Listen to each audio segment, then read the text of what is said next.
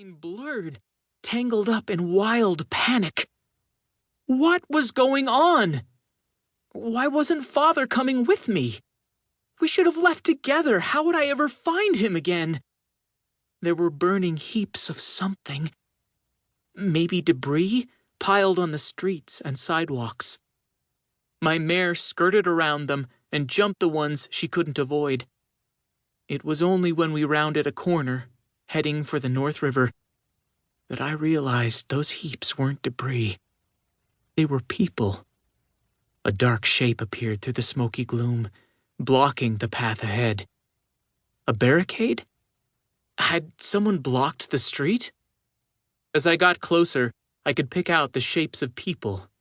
Men dressed from head to toe in heavy bronze-colored armor. They brandished swords that dripped with fresh blood. Their broad, round shields were spattered with it, too. Marching shoulder to shoulder, the soldiers at the front of the line held up torches. Occasionally, they would toss them through the window of a building they passed, setting fire to whatever was inside. Terror hit me like a fist to the throat. Tibrans. I sank my heels into my horse's flanks. She shrieked and poured on more speed. We charged through the plumes of black smoke that poured from buildings on either side of the street. They spotted me immediately. My muscles seized up as my blood froze in my veins. No stopping now. I pulled hard on the reins, bringing my mare around in a sharp turn that nearly sent me flying out of the saddle. Arrows zipped past my head, pinging off the cobblestones all around me. We bolted back the way we'd come, zigzagging through narrow alleys and avenues. I had to find another way out of the city. Now!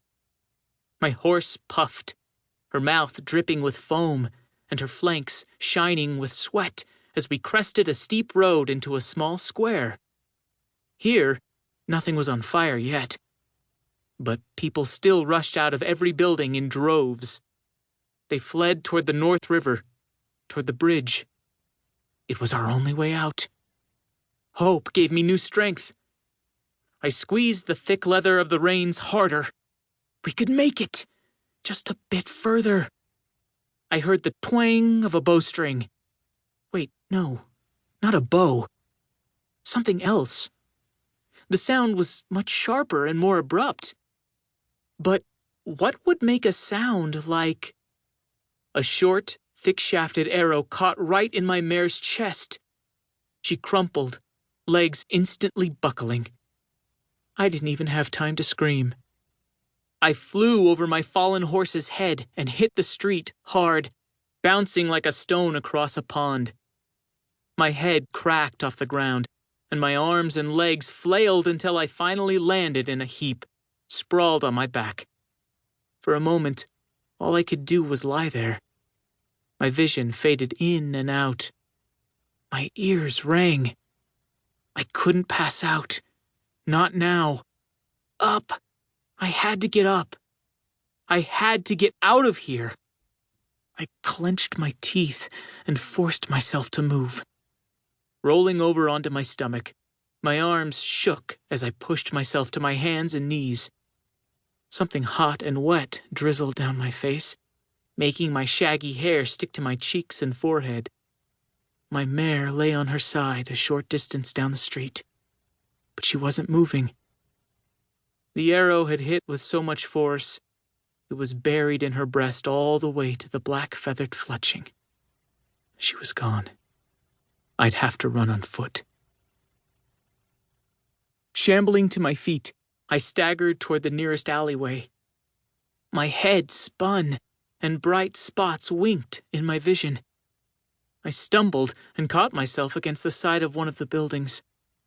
Maybe, if I could just rest for a moment, my head would clear and I could...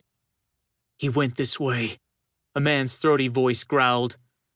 I already winged him for you. He won't get far. Best hurry before those Tibran dogs steal the kill. Spinning around, I met the glittering eyes of two men as they stepped into the alley behind me. Their dark silhouettes loomed over me, ominous against the faint moonlight and orange glow.